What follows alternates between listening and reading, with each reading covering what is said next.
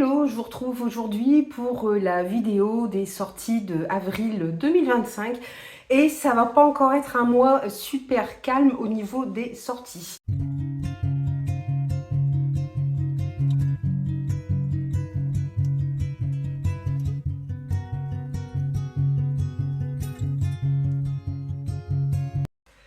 Bonjour et bienvenue sur Caro Magic Books, donc pour cette vidéo sur les sorties du mois d'avril 2025. Et je commence tout de suite avec la première sortie qui aura lieu le 2 avril.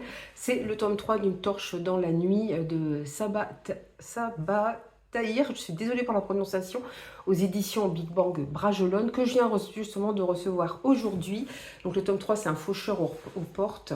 Je trouve que le jaspage est super beau. Enfin, je me dépêche un petit peu quand même parce que j'ai les deux autres dans ma palle que j'avais acheté, que j'avais trouvé d'occasion. J'ai eu plein de bons retours. Sur le coup, j'étais pas attirée parce que j'avais peur que ce soit trop young adulte, trop romantasy. Et j'ai vu tellement de bons retours que je me suis quand même laissée tenter. Donc, il va falloir que j'entraîne trop pour pouvoir entamer celui-ci le plus rapidement possible. Le 2 avril aussi sortira Théodoria, fille de Spria de Nathalie Sommers aux éditions Didi Jeunesse, qui est aussi un très beau livre objet. Alors je ne sais pas si je craquerai, le résumé a l'air pas mal. On va suivre donc Théodoria qui vit dans un bagne, son père est le chef de ce bagne, sauf qu'elle va découvrir qu'elle a été échangée à la naissance et n'a pas été échangée avec n'importe qui, mais avec l'héritier présomptif du royaume. Donc en fait c'est elle qui devrait hériter du royaume, et comme elle en a marre de vivre dans ce bagne, bon, je vous laisse imaginer, ça risque de poser quelques problèmes. Ça n'a pas l'air trop mal. À voir, peut-être je vais attendre les premiers retours pour ce roman. Le 2 avril sortira aussi le tome 3 de Smile. Alors par contre, j'ai plus ici Hattori de Hattori Mitei. C'est aux éditions Mangetsu. J'avais acheté le tome 1, c'est un manga d'horreur. J'avais acheté le tome 1, pareil, d'occasion. Et là, Mangetsu m'a envoyé le tome 2. Apparemment, ils n'avaient pas encore reçu le tome 3, donc j'espère l'avoir assez rapidement. Du coup, ça me permettrait de commencer la série. C'est un peu inquiétant, là, on voit vraiment une photo de Jésus-Christ avec cette espèce de symbole ici. Ça a l'air pas mal du tout, enfin, en tout cas au niveau manga d'horreur, donc j'ai hâte de commencer la série. Le 2 avril sortira aussi aux éditions Hauteville Une enfant prodigieuse d'Elena Echelin. Alors là, on va suivre une mère de famille qui a une petite fille de 8 ans qui apparemment est assez intelligente, mais qui n'est pas une enfant toujours facile. En tout cas, elle a une nounou qui est vraiment super, qui est originaire d'Azerbaïdjan, pardon pour la prononciation encore une fois. Donc ça se passe très bien avec cette nounou jusqu'au jour où elle disparaît. Et là, on dirait que la gamine est un peu hantée par l'esprit de cette nounou. Alors, rêve, réalité, en plus la maman, elle est enceinte et la grossesse est difficile. Voilà, donc encore, je pense qu'on va flirter un petit peu avec le fantastique, en tout cas avec le suspense. C'est pour ça que je l'ai mis ici, ça a l'air pas mal du tout. Donc pareil, je vais peut-être attendre les premiers retours avant aussi de me précipiter dessus. Le 3 avril sortira chez Pocket du Nouveau Monde de Yuzuke Kishi. Alors là, on est dans un monde post-apocalyptique qui doit se passer au Japon, je pense. On se retrouve des années plus tard et les gens vivent en paix dans une nature assez luxuriante. Et on va suivre un groupe d'adolescents qui vont être initiés à une sorte de pouvoir. Bon, ça fait partie apparemment de l'initiation de ces jeunes, mais évidemment, derrière tout ça se cachent encore de sombres secrets. Alors, je ne sais plus quel était, parce que c'est de la SF. Ça avait été édité par une maison d'édition, alors je ne sais plus laquelle, mais bon, ça c'est super, ça sort en poche, donc à tout petit prix. J'avoue que ça m'intéresse, ça fait partie des étoiles montantes de l'imaginaire, cette collection qu'a mis en place Pocket Imaginaire, donc c'est super. Le 3 avril sortira aussi le prochain roman de chez Gulfstream, À la recherche de l'esprit renard, tome 1, Alban de Alix Nodo-Guillerme, si je prononce bien. J'ai eu la chance de le recevoir en service presse, donc je suis très contente. J'avais plus trop de service presse de chez Gulfstream ces derniers temps, mais voilà, c'est super. On va parler de légendes japonaises, notamment de yokai, de renards. Esprit pacifique de la nature, les Lumi ont laissé place à des créatures au masque pâle qui recherchent des proies à posséder. Les seuls en mesure de les affronter sont les guerriers albans, aux yeux gris, capables de voir et dotés d'un pouvoir extraordinaire, le double. Bon, je ne vais pas trop vous en dire plus, mais voilà, je trouve qu'il est très bon. Encore une fois, la couverture est vraiment super bien travaillée, assez mystérieuse. Et bon, je suis super contente de l'avoir reçu en service presse parce qu'il me tentait énormément celui-ci. Le 6 avril sortira Le Manoir de Castelcats, le tome 3 de Alain Tépu-Ségur aux éditions Scrigno. Alors je vous l'ai mis là parce que j'ai le tome 1 dans ma palle, je ne l'ai pas encore commencé. Bon, apparemment on est dans une sorte de Harry Potter à l'école des sorciers, mais version chat. C'est-à-dire que ce sont des chats, les personnages. J'ai vu de très bons retours aussi sur cette trilogie, donc je me suis dit pourquoi pas, c'est pour ça que je l'ai mise ici. Mais bien sûr, je vais quand même essayer de lire le premier tome avant de me lancer dans les tomes suivants. Le 9 avril sortira chez Stardust le tome 2 de Queen of Gods, The House of Shadows. Alors, c'est la suite de Daughter of Darkness où on suivait des dieux grecs, enfin gréco-romains. Au niveau des enfers, on suivait un personnage féminin en particulier qui était obligé de remplir un contrat auprès d'Hadès, mais qui souhaite se défaire voilà, de l'emprise d'Hadès. C'est pareil, là encore j'ai le tome 1 dans ma palle que je n'ai toujours pas lu, donc bon, pour l'instant j'ai mis le tome 2 ici dans la liste, mais je vais voir déjà si j'aime le tome 1 avant de me précipiter aussi dessus. Le 9 avril sortira À l'ombre des eaux troubles d'Alison Saft chez Bragelonne. C'est elle qui avait écrit La chasseuse et l'alchimiste. Alors, j'ai vu des retours pas très top sur son roman, d'autres retours un peu meilleurs après que la vibe soit passée, mais je pense que c'est peut-être pas tout à fait la romantaisie à laquelle s'attendaient les gens. Donc je me suis dit, il faudrait que je le lise. Bon voilà, c'est son nouveau roman. Alors moi, je l'ai reçu de la part de Bragelonne en épreuve non corrigée. L'épreuve définitive, il y aura un jaspage et ce sera en hardback. Mais moi, j'avoue que c'était pas dans la liste de ce qui m'a été proposé par Bragelonne. Je me suis dit, est-ce que je demande pas. Je me dis, bon, c'est déjà pas mal, tu as l'épreuve non corrigée, elle est très très belle en plus. Donc, voilà, on va encore être dans une histoire voilà, de fantastique, dans un pays d'eau profonde hanté par d'étranges créatures. Et Laurie Casquel, issue d'une communauté marginalisée, cherche à s'émanciper grâce à ses études de folkloriste. Lorsque le roi ordonne une expédition afin de découvrir la légendaire source de toute magie, elle y voit la chance de faire ses preuves et de réaliser son rêve le plus fou, devenir naturaliste libre de voyager dans les contrées qu'elle ne connaît que par les livres. Elle part donc en compagnie de 5 autres étudiants. Bon, apparemment, le voyage ne va pas super bien se passer. J'avoue que j'ai hâte de le lire. Il est vraiment très beau. Hein. C'est les épreuves non corrigées. Je crois que ouais, c'est juste noté là. Mais franchement, même la couverture. Enfin, la couverture, c'est la même. Hein. Il est vraiment très beau, je trouve aussi, ce roman. Le 9 avril, Bragelonne réédite un classique de la littérature d'horreur qui est La colline au gibet de Bram Stoker. Bram Stoker, c'est celui qui a écrit Dracula. Je ne connaissais pas ce roman, La colline au gibet, donc voilà, j'espère pouvoir le... Enfin, en tout cas, il va être dans ma wishlist. Je ne sais pas si je vais le recevoir ou pas. Normalement, c'était prévu que je le reçoive, mais bon, je ne sais pas trop. Mais voilà, en tout cas, il me tentait énormément. J'avais beaucoup aimé Dracula, même si c'était un peu sous forme épistolaire et de journal. Mais voilà, dans un truc d'horreur, donc évidemment, en plus, dans un maître de l'horreur, du néo-gothique, donc je ne demande pas mieux que de découvrir. Le 9 avril sortira toujours chez Bragelonne La petite boutique de sortilèges de Sarah Beth Durst. Ça a l'air d'être de la cozy fantasy. On va être voilà enfin quand on voit la couverture, je trouve que c'est vraiment très mignon. Et voilà, on va suivre une jeune femme qui travaille dans une bibliothèque. Voilà, il lui arriver pas mal d'aventures apparemment. Je lis mes notes en même temps parce que sinon je ne vais pas m'en sortir.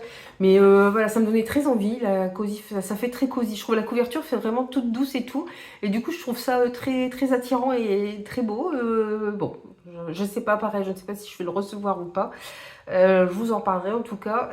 Mais voilà, en tout cas, c'est un livre qui m'intéresse beaucoup.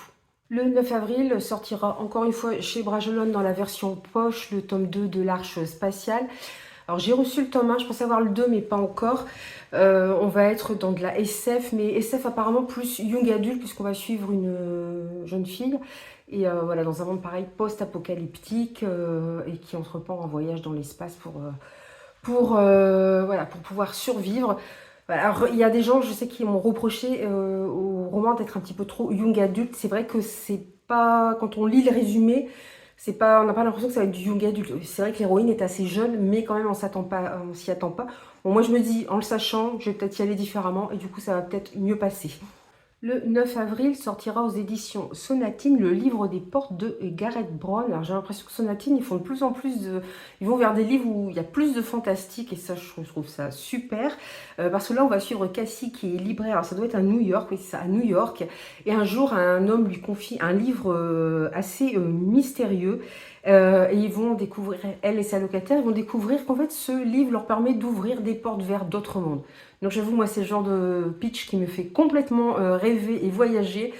Il risque certainement de finir dans ma palle. Celui-là, on va pas se cacher. Le 10 avril sortira chez Sabran La sorcière de Thornfield, ou Thornfield, je sais pas comment on prononce, de Caroline Fisher. C'est une sorte de réécriture de Jane Eyre, qui prend des libertés par rapport à l'œuvre originale. Moi j'ai adoré Jane Eyre, mais voilà, au contraire j'aime bien quand il y a des reprises comme ça. Ça me permet de prolonger le plaisir que j'ai pu ressentir en lisant voilà, les œuvres originales. Alors là on a toujours Jane Eyre, mais ça s'écrit pas de la même façon. Elle est toujours professeure dans une école et elle va être appelée à aller au manoir de Thornfield où elle va évidemment faire la connaissance du mystérieux et sombre monsieur Rochester. Tout ça c'est comme dans le livre. Après je ne sais pas ce qu'ils vont faire de l'histoire, mais bah, voilà, moi c'est réécriture de Jane Eyre, je dis oui. En plus c'est vrai que les brochets sont pas trop chers encore chez Sabran, c'est plus quand ils font les reliés, mais là 18,90. Bon. Allez, ça se joue on va dire. Alors, aux éditions Saxo, pour rester chez Sabran de Saxus et compagnie, va sortir un livre dont je n'ai pas encore le visuel. Il est sur leur compte Instagram, c'est L'éveil des ténèbres, le tome 1, Le Cavalier Noir. Alors, c'est de Suzanne Cooper. Ce livre était déjà sorti, il a même été adapté au cinéma sous le titre Les couloirs du temps ou Les maîtres du temps, je ne sais plus trop. Voilà, donc, on va suivre je ne sais pas si c'est un très jeune ado ou un ado qui vit dans notre monde et qui va découvrir voilà, qu'il y a pareil un autre monde et il va y être transporté. Et il va évidemment avoir un rôle important à jouer. Alors c'est vrai que sur le livre est très beau. Là encore une fois, le livre relié est très beau. Je ne sais pas à quoi ressemblera le simple brochet. Saxo, c'est plutôt la branche young adulte, jeunesse de Sabran et de Saxus. Mais ma foi, en plus j'ai jamais lu l'œuvre originale, donc pourquoi pas. Là ça va être édité puisque c'est le tome 1. Je ne sais pas par contre si le premier qui a été édité, je ne sais pas si les suites ont été éditées. Donc ça peut valoir le coup de redécouvrir cette histoire en fait. Le 10 avril sortira chez Actu SF La Rose et le Serpent de Julie Hels, qui a l'air pas mal du tout. Alors le résumé est un peu complexe, hein. On est dans un monde imaginaire où la paix semble régner. Voilà, il y a des mages, il y a un empereur, il y a une garde impériale, sauf qu'un livre qui était censuré vient mettre un petit peu le bazar dans tout ce bel ordre. Et il commence à y avoir des hérétiques qui vont être poursuivis. Donc on va suivre plusieurs personnages. Ça a l'air pas mal du tout. Alors je pense qu'ils vont le sortir en relié collector parce qu'il est à 27,90 €. On voit pas trop sur le visuel, mais voilà, il n'est pas donné. Mais je trouve que voilà, le résumé par contre lui est vraiment très tentant. Le 10 avril sortira aux éditions Ozu, le tome 2 des Whisper Weeks qui s'appellera La malédiction des dérobés. Je viens juste de finir le tome 1. Ozu organisait justement une lecture commune pour lancer, je pense, après la sortie de son tome 2. C'est vraiment jeunesse, hein. C'est plus de la jeunesse. On sait que l'héroïne a 11 ans, donc je pense que le héros a à peu près le même âge. C'était bien, c'était vraiment très agréable à lire. J'avais beaucoup aimé. Voilà. Après, c'est sûr, il y a de la jeunesse. C'est de la jeunesse, donc il y a des choses qui sont un petit peu prévisibles, mais voilà, c'était beau, c'était plein de belles valeurs et voilà, j'ai beaucoup aimé. En plus, pour le coup, il sort en relié et en brochet et moi, j'avais préféré la version brochée. Donc, super quoi, pour une fois, je suis moins tentée par le relié.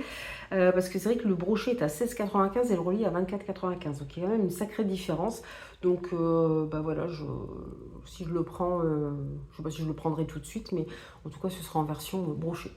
Le 10 avril sortira aux escales Les Sirènes d'Emilia Hart. Alors, je l'ai mis là parce que c'est elle qui avait écrit La Maison au sortilège, que je n'ai toujours pas lu, qui suit 3 femmes sur 3 temporalités, qui est un peu une histoire de sorcière. Et voilà, je pense qu'on l'a pareil, on est en quelque chose. Alors, je ne sais pas si ça va être fantastique ou de la littérature contemporaine. Voilà. On suit Lucie qui fuit ce qu'elle a fait. Je ne sais pas trop ce qu'elle a fait, c'est pas noté. Elle arrive dans une maison biscornue, perchée et isolée au sommet d'une falaise battue par les vents et les embruns où elle ne trouve personne. Donc, comme elle cherche à se réfugier quelque part, elle va se réfugier dans cette maison.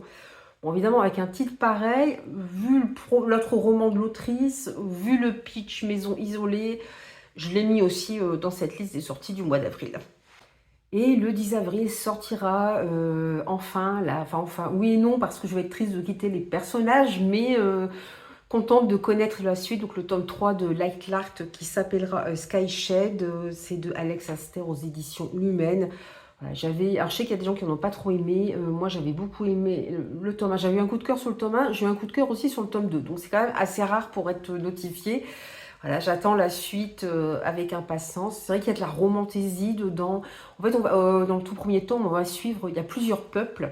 Et ils ont chacun leur spécificité. Il y a le peuple de la lumière qui a des pouvoirs en rapport avec la lumière, le soleil. Le peuple de la nuit, voilà, qui vit la nuit. Le peuple des airs qui a un château dans les airs.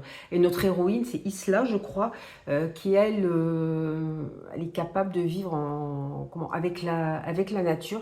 Et en fait, tous ces différents peuples vont connaître une malédiction qui existe depuis 2 ou 3, je ne sais plus combien de centenaires.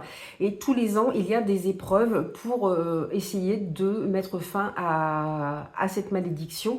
Par exemple, le peuple du soleil, du jour, ne peut plus vivre que la nuit. Le peuple de la nuit ne peut plus vivre que le jour. Le peuple de l'air ne peut plus atteindre son palais et ses villes puisqu'ils ne peuvent plus voler. Et Isla, elle, sa malédiction, c'est que dès qu'ils tombent amoureux, ils sont condamnés à tuer la personne qu'ils aiment. Voilà, donc quand même une sacrée malédiction. J'avais bien aimé le côté épreuve. J'avais beaucoup aimé Isla qui arrive un petit peu... Elle, c'est la première fois qu'elle participe à ces épreuves, contrairement à aux autres concurrents, parce qu'elle est quand même assez jeune. Elle cache un autre secret aussi qu'on va découvrir. Puis c'est pareil, c'est le genre de livre où on se dit, mais à qui peut-elle vraiment faire confiance? Est-ce qu'elle a raison de faire confiance à un tel ou une telle? Voilà. Et celui-ci, il n'a pas l'air sympa, mais en fait, est-ce qu'il serait pas vraiment sympa? Enfin, voilà, c'était vraiment bien fait. Enfin, moi, j'ai adoré. Alors après, ça reste peut-être un peu... Enfin, young adulte, oui et non, parce qu'il y a des scènes quand même parfois assez dures. Alors après, young adulte, c'est de 13 à 18 ans, hein, donc... on peut très bien le faire lire à quelqu'un qui a 16-18 ans.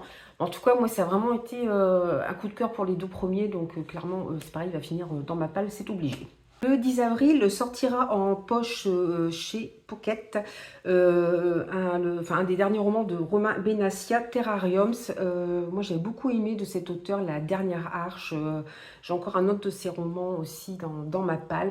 J'aime bien parce que c'est de la science-fiction, mais c'est vraiment très abordable.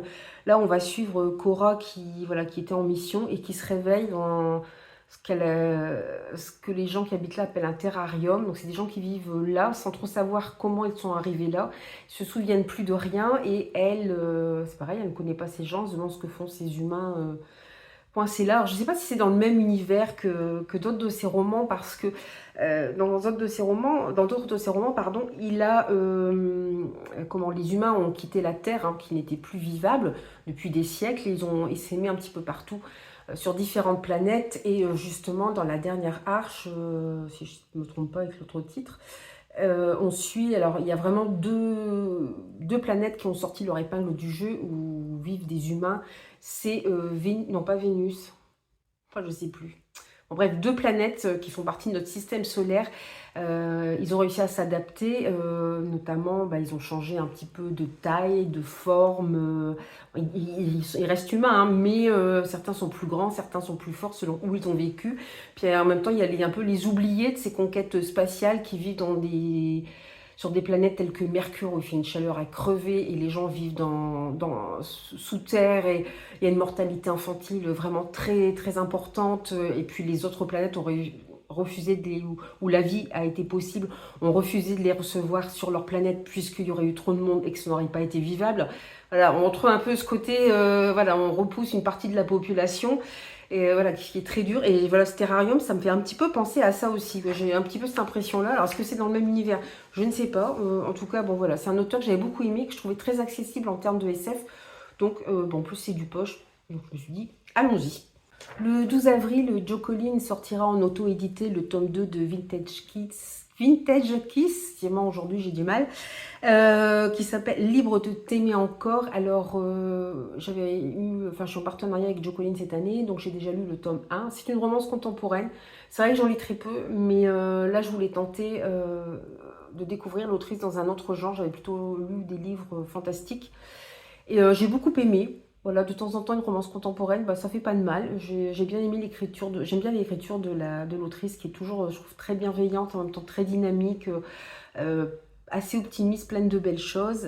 Là, on va suivre deux autres personnages qui apparaissent déjà dans le tome 1. Bon, si vous ne voulez pas vous spoiler le tome 1, vaut mieux le lire avant le tome 2. Bon, après, on se doute un petit peu de la façon dont ça va se terminer. On va suivre deux autres personnages. Dans le tome 1, d'ailleurs, bah non, je ne vais, je vais pas vous dire ce qui se passe dans le tome 1 si vous ne voulez pas être spoilé.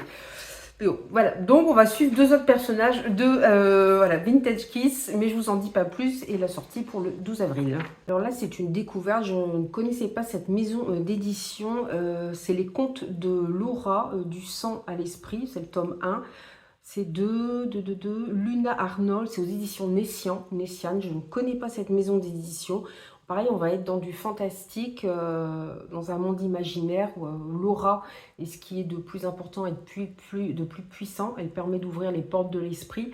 Et on va suivre une jeune fille voilà, qui a ce pouvoir. Et elle est envoyée dans une région où il y a des rebelles.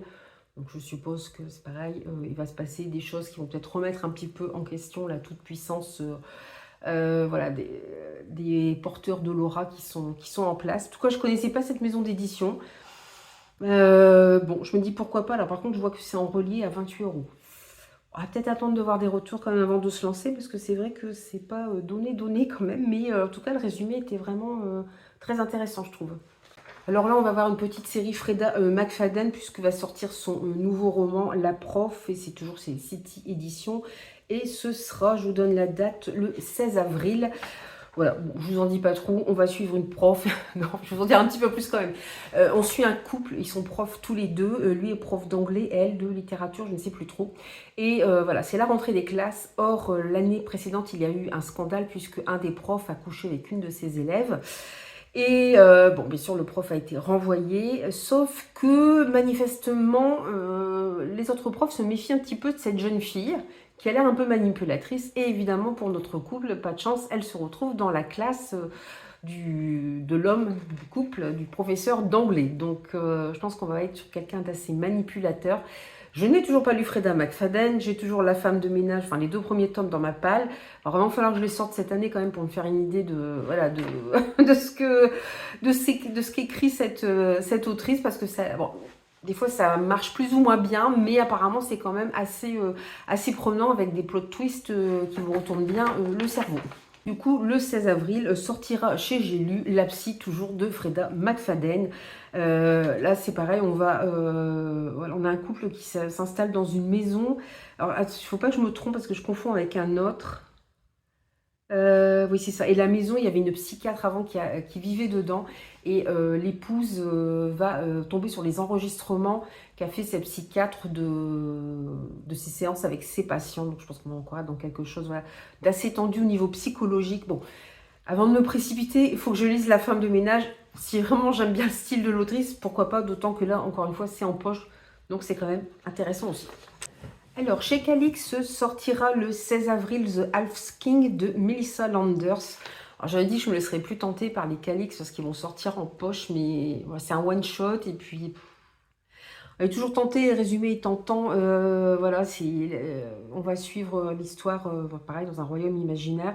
Une déesse a maudit chaque premier-né des familles nobles. Alors, il y en a un qui est affligé d'une beauté dangereuse, l'autre d'un savoir destructeur et un d'une soif de sang insatiable. Quant à la maison royale, eh ben voilà, c'est le dernier fils de cette maison royale. Et lui, il s'évanouit dans le néant. Donc je suppose qu'il disparaît complètement, pas seulement qu'il s'endort quand arrive la nuit. Voilà, et c'est le dernier de sa lignée. Voilà, donc ça va poser problème un moment. Donc voilà, c'est encore super tentant. Je ne sais pas, je verrai bien. Je verrai. Bon, parce que j'en ai pas mal de chez Calix. Je sais pas si on les voit là, comme ça. Là. J'en ai lu aucun. Donc, bon, ce serait peut-être pas mal que je les lise quand même avant un moment ou à un autre. Le 16 avril paraîtra aux éditions Mangetsu PTSD Radio, tome 3 de Masaaki. Alors, j'avais acheté le tome 1 parce que Jodie en a beaucoup parlé des livres de la crypte, on a énormément parlé de ce manga. Et en français, il était plus vendu qu'à des sommes exorbitantes parce qu'on ne le trouvait plus en français. C'était hors de prix. J'ai fait suer quand même. Et je m'étais même dit, elle en parlait tellement bien et elle me donnait tellement envie de le lire. Je dis, je vais finir par le lire en anglais. Je vais essayer. C'est un manga, il y aura moins de choses à traduire. Bon, sachant que je suis très nulle en anglais. Et puis, quel a été mon bonheur quand j'ai vu qu'il allait ressortir. Je l'ai vu quelques mois avant sa sortie.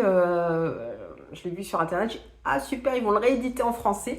Donc voilà, donc j'avais trouvé le tome. Non, j'avais acheté le tome 1. Il n'était pas d'occasion. J'avais acheté le tome 1.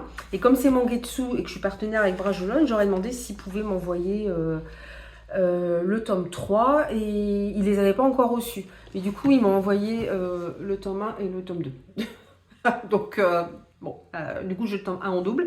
Mais c'est pas grave, je le revendrai. Et puis, celui que j'ai acheté, et puis voilà, celui qu'ils m'ont envoyé, et puis celui-ci. Vous voyez, on est dans des dessins un petit peu spéciaux quand même. Mais voilà, c'est tout ce qui me tente et que j'adore. Mais après, je vais voir si ça me plaît quand même. Mais voilà, en tout cas, voilà. Jodie en a tellement bien parlé, je ne pouvais pas passer à côté. On va rester dans du manga d'horreur, toujours chez Mangetsu. Sortira le prochain recueil de nouvelles de Junji Ito, Dans l'ombre. Bon, voilà, j'ai découvert Junji Ito cette année grâce à mon partenariat avec Brajolon. Enfin, j'avais emprunté des mangas de cet auteur. J'en avais acheté un aussi, mais je ne l'avais pas encore lu. Donc là, quand j'avais reçu en service presse, je l'avais quand même lu, c'est Décapité, que j'avais beaucoup aimé. Je me suis dit, bon allez, c'est bon, j'aime l'univers de l'auteur, donc je pense que je peux y aller, parce que je n'osais pas trop. Voilà, j'avais jamais lu trop de mangas d'horreur, donc j'avais toujours peur que ça me plaise pas. Et c'est vrai que c'est pareil, c'est Jodie des Livres de la Crypte qui en avait beaucoup parlé. Et je me suis dit, il faudrait quand même que je découvre, et ça a été une belle surprise. Donc voilà, je continue sur ma lancée. Donc celui-ci, je ne sais pas si je le recevrai, mais en tout cas, bon, il va atterrir aussi dans ma wishlist sans problème. Le 16 avril sortira aux éditions Milady le tome 14 de Mercy Thompson de Patricia Briggs. Alors je suis vachement contente parce que c'est une série que j'ai lue, qui a commencé il y a des années, ça, Mercy Thompson. On est dans de l'urban fantasy, de la bitlit, voilà, où les créatures surnaturelles font leur coming out et voilà, se dévoilent au monde des humains. Et j'avais beaucoup aimé parce que Mercy Thompson, alors elle, c'est une métamorphe mais coyote. Elle vit près d'une meute de loups-garous, avec son alpha qui est assez charismatique, qui est papa d'une petite fille. Mais les rapports étaient assez différents, c'est-à-dire qu'il n'y a pas énormément de scènes de smut, contrairement à certaines séries de bitlit. C'était très très soft. Il y avait même, c'était dans le tome 2 ou le tome 3, on parle de sujets très graves, de VIOL. Hein, voilà, il y a des moments très durs. Et Mercy Thompson, c'est vraiment, elle est mécano. Elle vit seule, elle est indépendante, elle ne veut pas se mettre dans une meute, elle ne cherche pas forcément à séduire non plus l'alpha de la meute d'à côté, même si on se doute qu'il va finir par se passer quelque chose. Et voilà, je l'ai trouvé bien parce que c'était une série qui était un peu plus travaillée, je trouve, au niveau de la psychologie des personnages. Ça reste de la détente quand même. Mais voilà, on n'est pas sur il y a des enquêtes à chaque fois, mais on n'est pas sur une jeune femme qui va multiplier les partenaires. Non, il y a plutôt cette histoire avec l'alpha de la meute de loups-garous qui va se développer. On peut suivre les papas, ce qui est quand même assez rare aussi dans la bitlit. Donc c'était vraiment, j'ai beaucoup aimé le côté un peu féministe aussi de Mercy Thompson. Donc j'aimerais bien reprendre cette série parce que j'en garde vraiment de bons souvenirs. J'avais lu Anita Blake par exemple. Franchement, je n'arrive pas à m'y remettre. Je me demande si je vais même pas vendre mes exemplaires, mais dans le même style. Mais bon, ça c'est une autre histoire. Le 16 avril, aux éditions Le Livre de Poche, va sortir les cartographes de Peng Shepherd. Alors moi, je l'avais acheté en grand format que je n'ai toujours pas lu. Et là, il sort en poche. On est pareil dans de la SF. Voilà, on va suivre des cartographes qui ont un rôle important dans le monde futur. Et on va suivre une jeune femme dont le père, qui est un célèbre photographe, bien sûr, cartographe, va disparaître et elle va enquêter sur sa disparition. J'en sais pas tellement plus. Bon, je ne sais pas quand est-ce que je le lirai. Mais en tout cas, si vous êtes intéressé, voilà, sachez qu'il sort en livre de poche.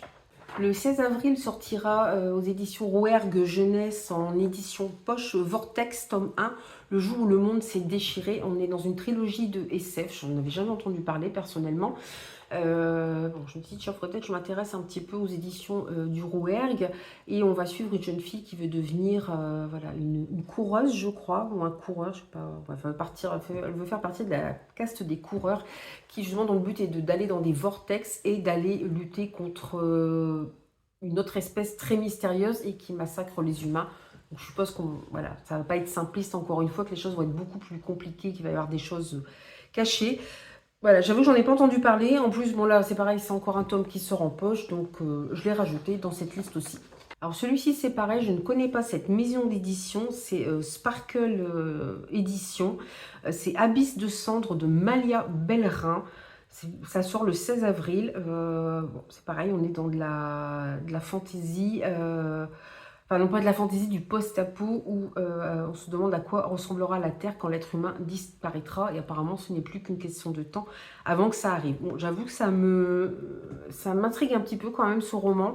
Je ne connais pas cette maison d'édition. Bon, à voir. Pour l'instant, j'ai vu qu'il sortait que en e-book. Je ne sais pas si le brochet va sortir aussi. Je pense que oui, puisqu'on a un visuel. Donc, à voir, à voir. Le 16 avril, toujours sortira chez J'ai lu, ça doit être J'ai lu, ouais, J'ai lu dans leur collection Nouveau Millénaire, le lac des âmes de Anne Lecky. Anne Lecky, c'est elle qui a fait les chroniques du Ratch, qui a aussi fait La Tour du Freux. Et là, ça va être un recueil de nouvelles où on va en apprendre apparemment davantage sur les personnages qu'il y a dans les chroniques du Ratch et La Tour du Freux. Je ne l'ai pas lu, j'ai le tome 1 des chroniques du Ratch que j'ai pas encore lu, donc c'est pareil. Apparemment, c'est une autrice qui, voilà, qui plaît pas mal. J'ai de bons retours sur ses romans, mais bon, je ne vais pas me précipiter sur celui-ci. Je vais d'abord lire moi mon petit tome 1 dans mon coin, et après je verrai si je continue l'aventure avec cette autrice. Celui-ci, je l'ai mis parce que c'est un tome 2, même si encore une fois, je n'ai pas lu le tome 1, donc je le mets, mais je vais pas me précipiter dessus. C'est La promesse d'Avalon, le tome 2, Au-delà de l'éternité, de Lise Siven. Ça sort le 16 avril chez Flammarion. Jeunesse. Bon, bien sûr, on est dans une réécriture, je pense, des mythes arthuriens. Donc, du coup, ça me tentait. Après, à voir, je pense que c'est assez jeunesse. Si je dis pas de bêtises, c'est Elodie, Petite Souris, tu m'as dit que ça manquait peut-être un petit peu de détails ou de profondeur. Bon, c'est vrai que le livre est pas très gros. Bon, du coup, je vais pas me précipiter sur le tome 2. Je vais déjà lire le tome 1 et c'est pareil, j'aviserai après pour voir si ça me plaît ou pas. Le 16 avril sortira aux éditions Critiques, qui est une ME indépendante, un livre qui me tente énormément, Un corps d'avance de Lou Yann. On est en 2320 et en fait, les hommes peuvent vivre plus longtemps tout en gardant leur jeunesse, en tout cas en n'ayant pas les maladies propres à la vieillesse. Et même, on peut, le truc incroyable, on peut faire un reset, c'est-à-dire qu'on efface toute votre mémoire et vous revivez une autre vie. Voilà. Donc ça pose encore plein de questions, je trouve. Est-ce que ça vaut le coup de vivre très longtemps Qu'est-ce qu'il en est de la planète par rapport à ses ressources? Qu'est-ce qu'il en est de l'humain quand il peut vivre plus longtemps? Quand il peut reprendre à zéro sa vie? Voilà, je trouve que ça pose plein de questions intéressantes. Les éditions critiques ont aussi des livres toujours aussi très, très tentants. C'est scandaleux, toutes ces maisons d'édition qui font des livres tentants. De toute façon, on s'en sortira jamais. Toujours chez une ME indépendante, sortira le 17 avril aux éditions Le Errant d'Argent, Le Crépuscule des Oni de Julien Schneider. Alors là, on est dans l'ère Meiji du Japon. Japon ou de la Chine? Déjà, bonne question. Et je ne sais plus à quelle époque ça se situe exactement. Donc bref, les créatures, apparemment les créatures fantastiques ont été oubliées depuis longtemps. Et on suit un samouraï qui manifestement ne sait pas trop quoi faire de son sabre. Jusqu'au jour où il va assister à l'attaque de Yakuza envers une jeune femme et son petit garçon. Et voilà, en se mêlant de cette histoire, il va se retrouver dans une querelle qui oppose les Yakuza et des créatures fantastiques. Voilà, puis vous voyez la couverture, elle est... Normalement, je vous aurais mis les visuels, hein, donc j'espère que... Voilà, je dis pas de bêtises, mais la couverture est très, très intrigante aussi, hein, donc ça me tente à mort. Alors là, pareil, ça a été une découverte d'une autre maison d'édition, les éditions Nisha, avec le Serment millénaire de Rose Castel qui sort le 17-04. 04, 17 avril, pardon. Voilà, donc là, on est dans un monde où la magie a été quasiment éradiquée. Il reste encore quelques mages, sorciers, notamment une sorcière Chiara, qui est sorcière impériale, donc l'arme la plus redoutable de l'impératrice. Bon, je crois que voilà, Chiara, au bout d'un moment, en a un petit peu marre d'obéir à l'impératrice, donc ça va pas forcément bien se dérouler.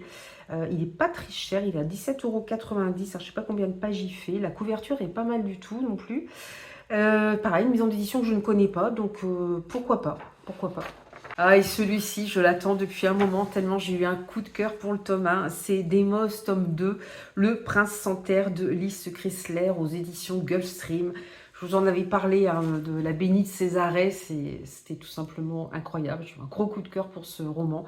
Et là voilà, il sort. C'est pas vraiment un tome 2, puisque La Bénie de Césarée, effectivement, il y a une fin. Si ce n'est qu'on va retrouver des personnages, alors, soit qui ont été évoqués dans le tome 1, soit qu'on voit dans le tome 1. Et là, on va suivre le prince Arthos, non, pardon, le prince d'Arthos, Maël, et Arthos, c'était le royaume qui est en guerre avec le royaume de Virina, qui est l'héroïne du tome 1 de Démos. Là, on va, alors, dans le tome 1 de Démos, La Bénie de Césarée, on était dans une atmosphère romantique. Là, on va être dans une atmosphère beaucoup plus celtique. Ça se sentait déjà de toute façon avec les noms. Et puis voilà, c'est un territoire, même si imaginaire, qui se trouve plus à l'ouest. Donc voilà, un côté beaucoup plus celtique, irlandais, je trouve. L'autrice aime beaucoup les prénoms irlandais. Je l'avais remarqué dans le tome 1. Moi aussi, j'adore les prénoms irlandais, mais je ne sais pas les prononcer. Et ce qui est bien, c'est que dans le tome 1 d'Emos, elle avait mis comment se prononcer les prénoms. Je trouvais ça super parce qu'on ne sait jamais. Ils ont de très belles sonorités, les prénoms irlandais. Et je ne sais jamais comment les prononcer. Bon, je ne sais pas pourquoi je vous parle tout ça, mais tout ça pour vous dire que je suis très hypée, parce que voilà, on va être dans des légendes voilà, celtiques, irlandaises, on va reparler de pouvoir encore une fois, et j'ai tellement aimé le tome 1 que voilà, j'attends ce tome 2 avec impatience. Alors par contre, comme c'est des reliés, là c'est vrai qu'ils sont un petit peu plus chers chez Gulfstream, ce sera à 24 €. Bon, on verra, mais il finira forcément dans la palle, c'est obligé. Le suivant sort aussi le 17 avril, c'est un tome 2, c'est pareil, j'ai le tome 1 dans ma palle, je ne l'ai pas encore lu. C'est Légende des mondes d'Aria, la confrérie sans nom, c'est toujours de Fabien Clavel aux éditions Nathan, je ne sais plus si je vous l'ai dit. C'est adapté, alors je ne sais plus si c'est d'un jeu vidéo ou d'un jeu de rôle, en tout cas voilà, ça m'avait tenté, j'avais acheté le tome 1. Mais c'est pareil, voilà, je sais que le tome 2 est sorti, mais je vais attendre de lire le tome 1 avant de me lancer encore une fois dans les suites. J'essaie de plus acheter des séries complètes quand j'ai pas lu le tome 1, alors sauf effectivement quand c'est des reliés collector, parce que malheureusement des fois vous avez un petit peu de mal à les trouver et c'est vraiment casse-pied. Alors pour une fois je vais vous parler d'un essai, j'en parle très peu parce que c'est plus du tout le genre de livre que je lis, mais il a l'air très intéressant celui-ci, c'est la littérature fantastique. Construction savante et populaire de la psyché, 1852-1870, c'est de Manuel Amor aux éditions Presse de... Non, attendez, je vous dis une bêtise, c'est Presse universitaire de Saint-Étienne. Bon, on va parler de fantastique, donc c'est intéressant, c'est toujours intéressant de lire des essais. Moi, j'aime bien lire des essais, notamment effectivement autour de la littérature fantastique. Après, j'espère que ça va être lisible. Bon, je vous avoue que je n'aime pas me précipiter dessus non plus. Je ne sais pas s'il sera trouvable en médiathèque, s'il sera trouvable d'occasion, parce que bon, c'est vrai que je lis moins d'essais et je veux pas un truc qui me prenne la tête. Hein. Moi, il faut que je me détende quand je lis. Voilà, même si des fois j'ai des livres qui sont assez exigeants, mais voilà, ça me dérange pas. Mais là, faut que ce soit trop prise de tête. Alors c'est une étude qui va explorer le Second Empire en proposant une analyse ciblée du fantastique psychologique et dégager la manière spécifique dont la littérature traite le fantastique entre les années 1850 et 1860. C'est vraiment un petit laps de temps. Il n'y a même pas, je m'étais dit, on ne va même pas retrouver forcément le néo-gothisme. Il n'y aura pas Dracula, par exemple. Dracula est plus tardif. Donc à voir, c'est vraiment sur un petit court laps de temps. Donc je ne sais pas. J'avais envie de le mettre quand même, mais on verra. Et là, j'étais super contente quand j'ai su que ce livre... Alors, je savais que l'autrice allait le ressortir chez une maison d'édition, mais le mystère planait, c'est La captive de Dukelstadt de Magali Lefebvre. J'avais beaucoup aimé son roman Bad Queen. J'ai adoré sa novella Les Nuits envolées, qui est très gothique. Hein. Bad Queen, c'est une réécriture de La méchante reine de Blanche-Neige. Et Les Mises en volée, c'est un roman gothique, c'était très beau, enfin c'est une novella, c'est court, hein. C'est la seule chose qu'on peut reprocher à ce genre de roman, c'est d'être trop court. Enfin de novella, c'est que c'est un format court. Et voilà, elle nous avait parlé de la sortie de, voilà, que ce serait réimprimé enfin réédité par une maison d'édition. Et c'est une maison d'édition avec laquelle je suis en partenariat, puisque c'est les éditions Château d'Âme. Donc quand j'ai vu ça, je me suis dit, ouais, super. En plus, ils ont fait un superbe, je sais pas si je pense que normalement j'aurai le visuel. Voilà, un superbe jaspage. Alors, ils sont pas forcément en hardback, mais ils font toujours des superbes livres chez Château d'Âme. Et je suis trop contente et contente de me replonger voilà, dans un roman de Magali Lefebvre, parce que je l'avais mis dans ma wishlist, La captive de Duquelstadt. Je me suis dit, je vais essayer de le trouver d'occasion, parce que je voulais vraiment le lire. Et bon, bah, du coup, voilà, la question ne se pose pas. Je suis super contente. Alors celui-ci, je l'ai mis, on sort de l'imaginaire, mais le pitch était vraiment très intéressant, notamment d'un point de vue historique. C'est 8 millions de dieux aux éditions 10-18, pardon, qui sort en poche en plus. Alors c'est de David B. Gill. On est en 1579 et un prêtre jésuite, alors je ne sais pas si vous savez, mais les jésuites, un de leurs rôles principaux, c'était effectivement d'évangéliser les pays qui n'avaient pas encore été touchés par le christianisme, par le catholicisme. Et notamment, ils sont allés au Japon. Et là, on va suivre un prêtre à qui on va demander de retourner au Japon. Il avait déjà effectué une mission très longue et importante au Japon. On lui demande d'y retourner parce qu'apparemment, il y a des assassinats en série avec des rituels assez étranges. Alors, je trouve ça très intéressant parce qu'on va parler, je trouve que les jésuites sont une compagnie, était une compagnie religieuse, hein. Enfin, sont une compagnie, je pense qu'ils existent toujours, très intrigante parce que c'est des gens, vraiment des personnes. Alors, déjà, leur fondateur a une histoire quand même assez particulière. C'était un fils de riche qui vivait dans la débauche et du jour au lendemain, il a entendu la voix de Dieu et il a décidé que voilà, il devait aller évangéliser et il a fondé les jésuites. Et voilà, ils sont vus quand même, alors c'est des missionnaires, alors ils ont, voilà, c'est des hommes qui étaient vraiment très animés par la foi et en même temps, on peut trouver leur comportement un petit peu, comment dire, un petit peu beaucoup pas vraiment top, puisqu'il quelque part il forçait un petit peu aussi voilà, d'autres populations voilà, à se convertir au catholicisme. Voilà, il y a vraiment une histoire très intéressante, je trouve, autour des jésuites. Et là, en plus, au Japon, sachant que les Japonais, ça s'est pas toujours très bien passé avec l'Occident, puisque c'est une culture tellement différente. Puis on est arrivé tellement en se disant, encore un pays, je pense qu'on va conquérir. Je pense que ça a dû se passer comme ça aussi. Je ne suis pas très au fait de cette période historique et de l'histoire du Japon, mais voilà, je pense que du coup, ça s'est pas forcément bien passé. Donc voilà, ce choc culturel, en plus, voilà, j'ai très envie de le découvrir. Du coup, le livre me tente énormément. Bon, encore une fois, il est en poche, donc à plus petit prix, donc intéressant. Alors celui-ci, je vous l'avais déjà annoncé en sortie du mois de mars, mais là j'ai vu que apparemment il sortirait plutôt le 17 avril. C'est Macara et le lion de pierre de J. Robin, c'est un français. Pourquoi je dis Robin? C'est un français, toujours aux éditions du Héron d'Argent. C'est pareil, on est dans un monde imaginaire. Je ne vais pas vous en reparler, je vous en ai parlé le mois dernier, donc apparemment il y a peut-être eu une erreur. Je ne sais pas trop parce que quand je suis allée voir sur le site d'Amazon, il est toujours noté qu'il sortira le 27 mars. Et là, sur Booknote, c'était noté qu'il sortait le 17 avril. Donc à voir, mais en tout cas, il ne va pas tarder à sortir. Alors celui-ci, comment dire, j'ai très envie de le lire de par son sujet. C'est Blood of Hercule de Jasmine Mass aux éditions Verso, qui propose vraiment des livres très différents et vraiment très attirants. Ça sort le 18 avril. On va être dans une trilogie, Villains of Lore, et romance dark fantasy. Bon, la romance m'attire moins. Best-seller BookTok, ça me parle pas trop non plus.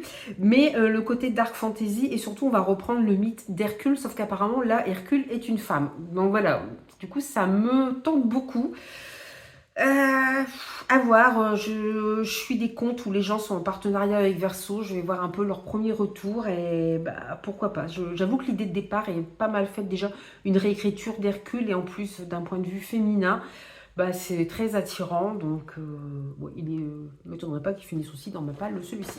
Bon, là, ça va pas faire du bien au porte-monnaie, parce que, en plus, j'ai lu le tome 1, mais pas encore le tome 2, et bah, le tome 1 est sorti le tome 2, pardon, est sorti en... Ah non, il est peut-être sorti en décembre, je crois que j'avais eu en cadeau de Noël. Ouais, je crois que c'est un cadeau de Noël. Et là, il sort voilà, le 23 avril, c'est le tome 3 du Faucheur de sorcières, le loup et la sorcière. C'est chez Bookmark et moi j'ai commencé à le prendre en version collector. Donc évidemment, bon, je vais continuer en version collector. On va suivre voilà, une jeune femme qui a vu sa sœur se faire emmener par le faucheur de sorcières. Voilà, il emmène des sorcières pour les emmener auprès de la cour royale. Et elle, voilà, elle n'a plus de nouvelles de sa sœur, donc elle pense que sa sœur est morte et elle veut se venger. Elle veut être choisie par le faucheur de sorcières qui revient, je ne sais plus si c'est tous les ans. Et elle veut être choisie pour pouvoir se venger. Évidemment, les choses ne vont pas se passer comme prévu. Il y avait de la romance dans le 1, mais c'était vraiment une romance slow burn. Et c'est vrai que c'est le livre, je me suis dit, j'ai trouvé plein de défauts à ce livre. Mais en même temps, après l'avoir refermé, eh ben, ça me restait marqué et j'avais vraiment envie de lire la suite quand même. Voilà, j'ai envie, mais c'est vrai qu'ils ne sont pas donnés. J'espère que ce sera une trilogie. Je ne sais pas noter si c'est si c'est une trilogie, parce que là, ça commence à faire beaucoup. Mais bon, on verra. Je vous aurais bien montré les tomes 1 et 2 pour vous montrer la beauté des livres, mais ils sont en dessous de tout et j'ai pas trop le courage. Du coup, voilà, j'ai pas envie de tout rebouger. Celui-ci, je l'ai noté parce que c'est le nouvel album jeunesse de Michael Brun-Arnaud qui a fait les mémoires de la forêt. C'est le Croc en mur, donc toujours écrit par Michael Brun-Arnaud, mais cette fois, c'est illustré par Jérémy Paillet, pardon. Et c'est chez qui d'ailleurs? J'ai même pas noté la maison d'édition. Édition Kaléidoscope, donc qui est plutôt spécialisée dans la jeunesse. Voilà, la couverture, je la trouve très belle. Les illustrations ont l'air très belles aussi. C'est plus à Noé, mais voilà, les illustrations sont vraiment très belles. Michael Brun-Arnaud, j'avais beaucoup aimé Mémoire de la forêt. Là, en fait, c'est pareil, on est encore sur de l'anthropomorphisme avec des animaux qui s'habillent, qui parlent et qui font appel, je crois, quand il y a un décès, je crois, je ne sais plus exactement. Non, c'est quand un habitant de la forêt disparaît. Alors, on honorait sa mémoire, on vantait ses qualités, on regrettait sa compagnie. Puis venait le jour où il fallait ranger ses affaires. Qui pouvait s'en occuper? Le croc en mur, bien sûr. D'accord, je ne me souviens plus exactement. Ça fait penser un peu au croque-mitaine, mais voilà, version Michael Brun-Arnaud. Peut-être un moyen d'aborder la question de la mort, mais de façon, voilà, encore une fois, subtile, douce, sans prendre les enfants non plus pour des idiots et leur cacher la vérité. Donc, de toute façon, Michael Brun-Arnaud, j'avais tellement aimé Mémoire de la forêt que, bon, celui-ci, je ne pouvais pas ne pas le mettre. Le 23 avril sortira au livre de poche L'âme du chien d'Antoine Ducharme, qui avait été d'abord édité au label Mu, qui appartient aux éditions Nemos. C'est pour ça que je l'ai mis là, parce que j'aime beaucoup ce que fait Nemos, ce que fait le label Mu. Là, on est pareil, on est dans un monde imaginaire et on va suivre deux hommes qui vont devoir partir en quête alors de je ne sais plus quoi, mais... Mais voilà, je fais mes sélections après, je ne sais plus de quoi ça parle, mais bon, je me suis dit, c'est en poche, donc ça peut être intéressant. Et voilà, je viens de finir un livre du label Mu, Un soupçon d'humanité, que j'ai vraiment adoré, qui m'a retourné le cerveau et m'a vraiment fait me poser beaucoup de questions, qui est complètement différent au niveau du sujet, mais je me dis, bon allez, c'est gage de qualité, donc c'est pareil, je le mets dans la liste des sorties. Et bien après avoir parlé du label Mu, je vais justement parler de Nemos, auquel appartient aussi le label Mu, avec leur prochaine sortie qui s'appelle Toujours le Nord de Vicky Jarrett. Alors par contre, j'ai très peu d'infos sur ce roman. On le voit il apparaît sur leur compte Instagram, mais apparemment ça se passe en Arctique, il va se passer encore des choses mystérieuses, mais j'avoue que je n'en sais pas plus.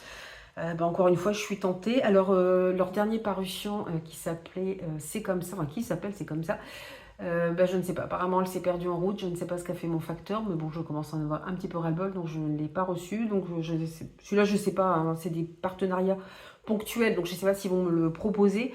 Puis alors quand vous ne recevez pas comme ça le livre, puis vous dites j'ai pas reçu le livre, vous avez toujours peur que l'éditeur derrière il pense que vous racontez des carabistouilles, quoi. Enfin, j'aime pas du tout ce genre de situation, c'est très très gênant je trouve. Mais bon, depuis qu'on a changé de facteur, enfin ça fait quand même plus d'1 an, c'est la cata de toute façon. Donc voilà, et bon, j'espère que voilà, mais sinon au pire de toute façon, c'est une maison d'édition que je suis toujours, c'est comme ça, je l'achèterai. Pas pour le moment parce que j'ai vraiment pas mal de SP en cours, mais de toute façon il est dans ma wishlist et voilà, je lirai ultérieurement puisqu'on va parler de différents folklores, on va parler aussi bien de Robin des Bois que de Zorro, que de Cassandre, voilà, c'est très mélangé. Du coup, ça me tentait énormément. Bon, c'est pas grave, c'est une partie remise, je le lirai plus tard. Mais en tout cas, toujours le Nord. Je ne sais pas trop, ça a l'air assez mystérieux aussi. J'espère pouvoir vous en reparler plus tard. Toujours chez Nemos, on ne change pas une équipe qui gagne. Alors, ils fêtent leurs 30 ans, Nemos. Donc, ils ressortent des intégrales qui sont magnifiques. Alors, par contre, c'est vrai qu'elles ne sont pas données. Hein, c'est entre 35 et 40 euros. Et là, c'est une intégrale de Justine Niogré, Le chien du homme, suivi de Mordre le bouclier. Voilà, c'est une très belle édition. Hein, encore une fois, c'est voilà, en relié back. C'est très beau. Justine Niogré, c'est une autrice que j'aimerais découvrir aussi, que je n'ai pas lu. Le chien du homme, je sais que je l'avais emprunté en médiathèque, je n'ai pas eu le temps de le lire, donc je l'ai rendu. Mais voilà, c'est une plume que j'aimerais découvrir. Alors par contre, je vais peut-être pas aller directement sur l'intégrale, parce que si ça me plaît pas, bon, c'est un petit peu dommage. Mais voilà, sachez que l'Amnemos sort quasiment tous les mois une belle intégrale comme ça. Il y avait Thomas Adrien, je crois, le mois dernier. Il va y avoir le Bâtard de Cossigan aussi qui va sortir en relié collector. Enfin voilà, c'est... Si vous pouvez vous faire un beau cadeau, si ça peut tomber, la fête des mères, c'est au mois de mai, je crois. Bon, voilà, ça peut être un petit coup à jouer. Ou si vous avez un anniversaire, quelque chose, ça peut être l'occasion d'avoir un beau cadeau. Le 23 avril paraîtra, alors, plus chez Nemos, mais toujours c'est une maison indépendante, c'est aux éditions de L'Homme sans nom, HSN, La brume de Yann Bécu. Alors, on est dans un monde futuriste. Alors, je ne vous ai pas dit quand ça sortait, le 23 avril, je ne sais plus. Bon, je vous le redis, c'est le 23 avril. Imaginez une technologie capable de repêcher des sons dans les objets du passé. Voilà, ça laisse... Ouais, d'accord. On entendrait les voix des Égyptiens chargés d'alimenter en pierre la future pyramide de Khéops. Les céramiques mycéniennes nous ouvriraient les portes dérobées de la Grèce antique. Des pans entiers de l'histoire romaine jailliraient des innombrables poteries samiennes. Quel latin ont parlé les Romains du 1er siècle? Ouais. En 2090, ces technologies existent. D'accord, donc ça, le pitch, je l'avais lu hein, parce que je suis en partenariat avec la maison d'édition, mais j'avoue qu'entre temps j'ai oublié. Ouais, le pitch est vachement intriguant et vachement tentant parce que ouais, ça donne vraiment envie là, cette possibilité de connaître l'histoire en vrai en partant des objets, c'est juste incroyable. Yann Bécu, c'est pareil, c'est un auteur assez connu dans tout ce qui est fantastique, imaginaire. J'ai jamais lu, mais j'ai lu un de ses romans qui a été, hier justement, je l'ai lu hier, adapté en graphique par les Humanoïdes Associés, qui est une maison d'édition indépendante aussi, qui publie des graphiques et qui justement, il travaille, alors je ne sais pas si c'est en collaboration ou s'ils se sont complètement regroupés, mais depuis l'année dernière, les éditions de L'Homme sans nom et les Humanoïdes Associés, voilà, travaillent ensemble. Et voilà, donc j'ai lu Prométhéeus. Alors, c'est pas le titre du roman de Yann Bécu, je sais plus comment s'appelle le roman d'origine. Et là, voilà, c'était adapté en BD. J'ai beaucoup aimé, hein. On est pareil dans une société futuriste où il y a eu des choses assez graves. Donc je ne vais pas vous en parler là, je ne suis pas là pour faire un point lecture. Mais en tout cas, j'avais bien aimé, l'idée de départ. Je trouvais que en plus tout ce qui était développé derrière était vraiment intéressant. Donc celui-ci, normalement, je vais le recevoir en service presse, donc je vous en parlerai à ce moment-là. Ah, et celui-ci, je l'attendais aussi depuis un petit moment. Le 23 avril sortira aux éditions du Chat Noir L'hiver des impies, qui est le tome 2 des Sœurs Solstice de J.L. Vampa. Je vous en avais parlé l'année dernière. On suit 4 sœurs qui représentent les 4 saisons, qui n'ont droit de se rencontrer qu'au solstice, enfin au moment du changement des saisons. Et quand ça passe d'une sœur à l'autre, bon là par exemple dans le tome 1, on suit la sœur de l'automne, c'est Agathe ou Agatha, je crois, je ne sais plus, Agatha. C'est la sœur de l'automne, donc c'est la sœur de l'été qui lui donne le grimoire, qu'elle se passe de génération en génération. Et à chaque fois, elles ont un rôle différent à tenir. Et dans le tome 1, on voit Agatha, en tant que sœur de l'automne, c'est elle qui répand les épidémies, les maladies, la guerre, les conflits, voilà, c'est son rôle. Et c'est vraiment pas de gaieté de cœur qu'elle fait ça, elle le vit très très mal. Et voilà, elle va être missionnée dans un château royal. Il va se passer quelques intrigues de cour, une romance slow burn. Et sur le coup, je me suis demandé à la fin, parce qu'on apprend d'autres choses, évidemment, il y a quelques retournements de situation. Et je me suis dit, est-ce qu'on va suivre, il va y avoir 4 tomes et on va suivre chaque sœur à chaque fois, ou est-ce qu'on va suivre que Agatha et les autres sœurs vont être en personnages secondaires. Et apparemment, dans ce tome 2, on va suivre la sœur de l'hiver. Donc je pense qu'on continuera à suivre Agatha, parce qu'on a encore plein de choses à découvrir avec elle, mais que du coup, on va plus s'intéresser à sa sœur. Alors par contre, les éditions du Chat Noir, je suis partenaire avec eux, mais ils n'envoient que les tomes 1 de leur série en service presse. Mais celui-ci, de toute façon, je vais l'acheter parce que j'ai vraiment adoré l'ambiance très automnale et witchy qu'il y avait dans le premier et j'ai vraiment hâte de savoir ce qui va se passer dans la suite. Alors ici, c'est une maison d'édition dont j'entends parler depuis un moment, que je vois régulièrement quand je me balade dans les librairies, quand je vais en Bretagne. C'est les éditions Terre de Brume qui proposent aussi pas mal de littérature de l'imaginaire, voire des classiques de l'imaginaire. Et là, ils vont sortir un roman qui s'appelle Héritier 10, le 23 avril. Et on va suivre une jeune femme qui apparemment peut naviguer d'époque en époque et elle doit enquêter en quelque sorte sur la mystérieuse cité 10. Je ne sais pas si vous connaissez cette légende, mais c'est un peu comme comment l'Atlantide ou la cité de Mu. Ce sont des cités voilà, légendaires qui auraient existé, qui étaient des cités très riches, qui étaient très développées au niveau technologique, au niveau économique, au niveau savant, au niveau médical et qui ont disparu mystérieusement. Voilà, il y a toujours plein d'imaginaires qui se greffent autour de ces cités mystérieuses et Is, normalement, se situerait pas loin de la Bretagne, entre l'Angleterre et la Bretagne, si je me souviens bien. Donc voilà, moi ça tape en plein dans l'imaginaire que j'aime. Je crois que la première fois que j'en ai entendu parler, c'est en lisant un roman qui parlait des chevaliers de la table ronde, justement. Donc du coup, ça m'intéresse fortement.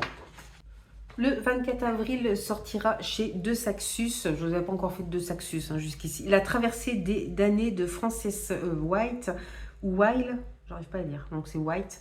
Frances White, qui a l'air pas mal du tout. Alors en fait, on va suivre plusieurs jeunes hommes apparemment issus de la noblesse qui ont été tous bénis par la déesse avec un grand D. Ils ont tous des pouvoirs et ils doivent voilà, faire une traversée. Alors pourquoi, je ne sais plus. Je ne sais plus. Mais bref, durant cette traversée, les corps vont commencer à se multiplier. Donc, qui tue qui et pourquoi. Et voilà, donc il y a un côté à la fois fantastique et un peu suspense. Donc c'est pour ça que ce roman m'a attiré pas mal du tout. Cette fois, je retourne chez Sabran. Alors, ce sera le 24 avril. Les Moires de Rosie Garland. J'ai trouvé ça très intéressant parce que voilà, ce sont des créatures, enfin des créatures, ce sont censées être des femmes de la mythologie romaine, gréco-romaine, mais elles n'ont pas le même nom. C'est les Moires et je ne sais plus quel est l'autre nom. Bref, ce sont, vous savez, ces femmes qui tissent le fil de la vie et qui le coupent. Donc on va suivre ces trois femmes. Il y en a une qui est très jeune, qui commence à tisser le fil, celle qui le déroule, qui est d'âge moyen, et puis la plus âgée qui coupe ce fameux fil. Et je trouve que c'est voilà, c'est des créatures de la mythologie grecque dont on parle très peu. Donc j'étais, voilà, ça m'intéressait voilà, de me dire, tiens, pour une fois, il y a un roman qui en parle, donc ce serait pas inintéressant de le découvrir. Alors celui-ci sortira chez La Talente le 24 avril. J'ai l'autre roman de cette autrice, alors c'est pas des suites, je ne sais pas ce que ça vaut parce que j'ai pas lu le premier, c'est La Reine Sirène de Enguivo. Là on va suivre une jeune femme, alors je sais plus à quelle époque ça se passe, c'est dans les années 20. Années 20, c'est pas noté.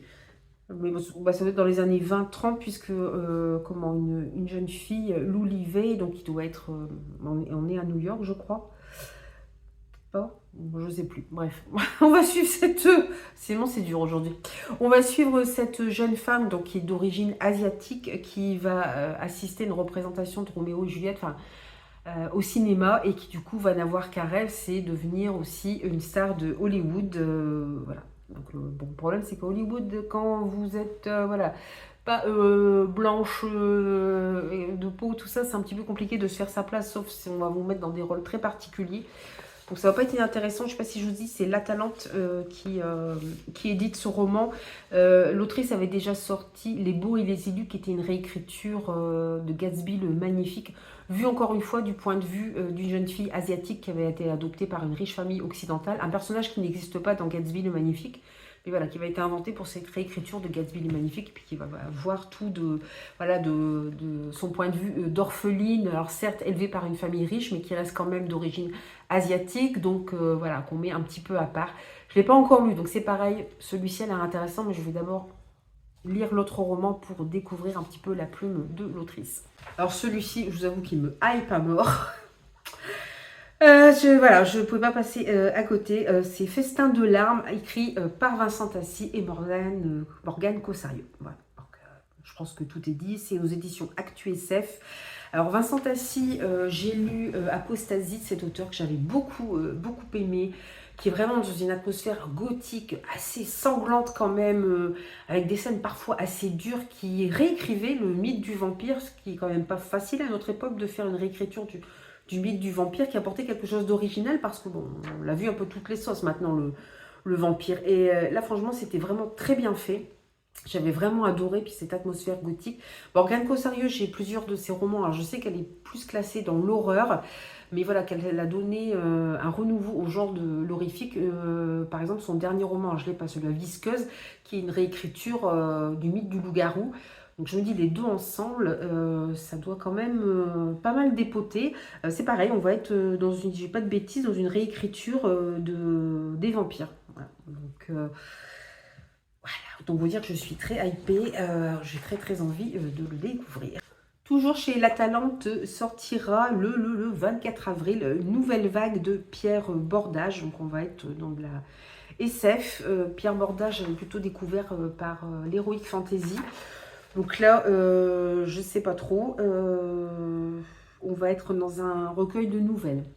Je sais pas, j'hésite parce que j'avoue que les nouvelles, c'est pas forcément le format que je préfère, mais bon, pourquoi pas, je l'ai mis dans cette liste, je verrai bien si, voilà, si je le trouve en bibliothèque, peut-être d'occasion.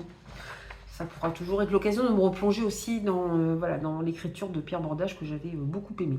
Le 25 avril sortira, alors cette fois c'est de la bande dessinée, le tome 7 des sœurs Grémillet, le Dragon d'Or. Donc c'est pareil, j'ai les 6 premiers tomes. J'en ai lu aucun pour le moment. Je me suis laissée tenter parce que je trouvais que le dessin était très beau, le sujet était très sympa, parce qu'on va parler encore une fois de sorcellerie, de sœurs qui sont, je ne sais pas si elles sont toutes sorcières, mais voilà, ça me tente beaucoup. D'ailleurs, je m'étais dit, il va falloir que je me mette à jour. Je pensais que je n'avais pas le tome 6. Heureusement, en faisant ma vidéo sur les sagas, je me suis rendu compte que je l'avais. Voilà, et là, le tome 7, il sort, je ne sais plus si je le 25 avril, je crois que je vous l'ai déjà dit. C'est aux éditions quoi, d'ailleurs, je ne sais même plus. Je ne sais même plus. Bon, je ne l'ai pas noté là, mais bon, en tout cas, voilà, ça... je vais peut-être quand même attendre cette fois de lire la bande dessinée avant de me précipiter sur le tome 7. On arrive au dernier roman que j'ai repéré, et là nous sommes le 30 avril, et il va sortir le tome 4 des Liens du Destin, Force and Bonds de Djibri chez Corrigan. Alors j'avais eu les 2 premiers tomes en service prêt, j'avais bien aimé. Alors après il faut pas, c'est de la lecture détente, hein. Voilà, le world building n'est pas très développé. On suit juste une jeune fille qui, voilà, au début elle a un accident très grave, sa mère et son père sont tués, et elle a fui, elle est retrouvée par des gens de son cercle. Alors, c'est un peu mystérieux. Elle se trouve obligée d'aller du coup à la fac ou au lycée, je ne sais plus, parce qu'elle a toujours vécu un petit peu en dehors de, voilà, du système, parce qu'elle fuyait. Alors, on va apprendre ce qu'elle fuyait. Et en fait, on est dans un monde contemporain, mais c'est pas dit si c'est un monde parallèle, si c'est des, bon, si des gens ont fait, voilà, on dit, ben voilà, nous on a des pouvoirs. On vit parmi les humains, on a des pouvoirs. On ne sait pas, c'est pas expliqué, en tout cas dans les 2 premiers tomes.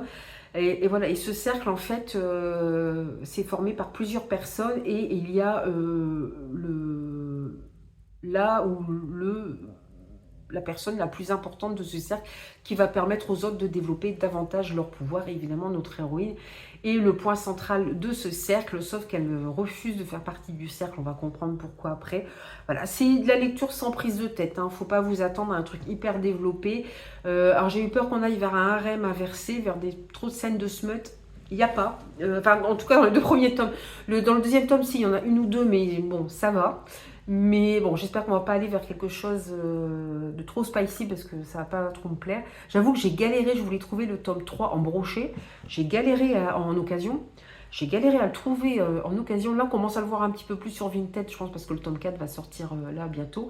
Et je le trouvais qu'en relié. Et moi, bah, ça m'intéressait pas. Je voulais en brocher, mais je m'étais dit, je vais finir par acheter le relié, puis je les revendrai après, parce que je pense pas que ce sont des livres que je vais garder. Mais voilà, lecture détente. Je pense qu'il y aura 6 ou 7 tomes quand même. Donc, c'est une série un peu longue. C'est pour ça que j'ai pas envie non plus d'investir énormément d'argent dans une série qui me plaît, mais que je lis pour la détente, voilà, et ça va pas plus loin, donc j'ai pas envie de mettre des sommes extraordinaires. En tout cas, voilà, le tome... Alors, quand ils sont en brochet, ils sont pas trop chers, ils sont en 19,90, mais c'est vrai qu'en relié, alors là, j'ai pas la somme, mais du coup, ça monte, je pense, aux alentours des 25 € quand même.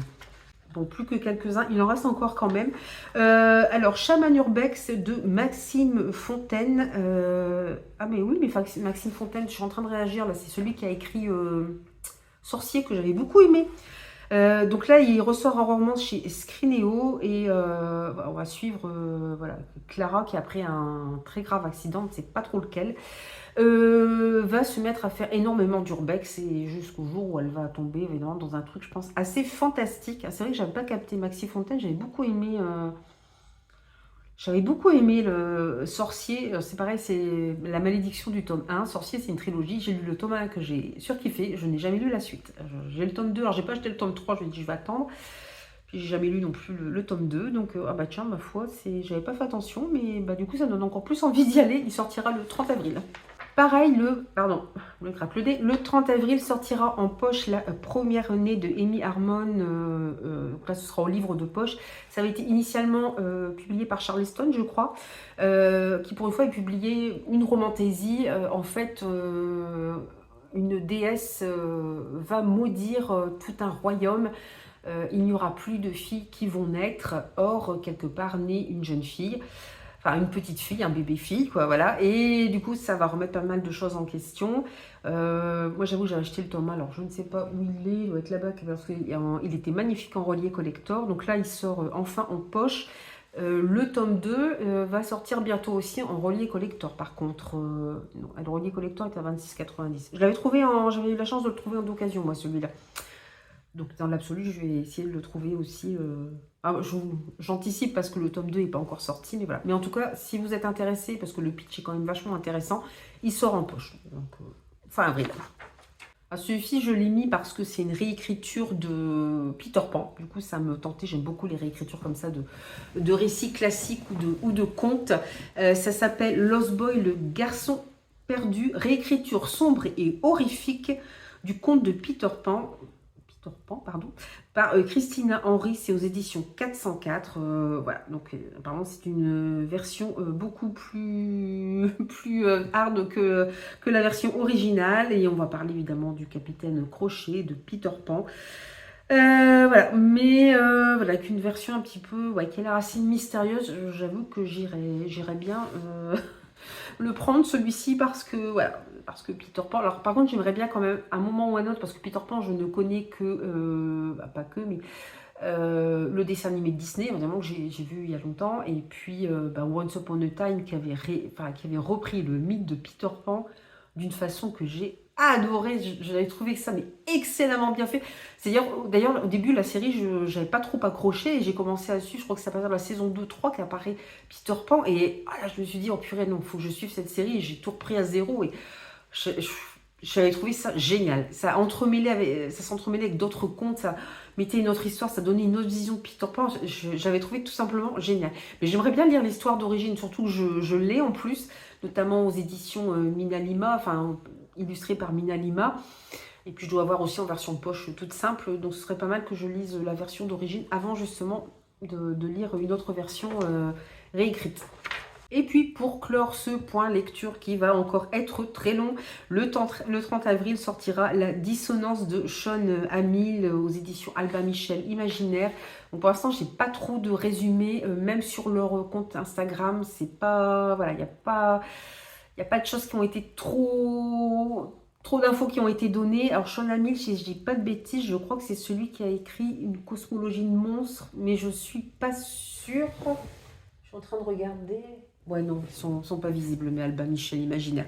Bon, en tout cas, il a écrit d'autres séries dans l'imaginaire qui me tentaient, alors lesquelles je ne sais plus. Voilà, donc celui-ci me tentait beaucoup aussi. Normalement, je devrais peut-être le recevoir, je sais pas trop. Je vous en reparlerai parce que tant que j'ai pas le livre dans les mains, j'y crois pas.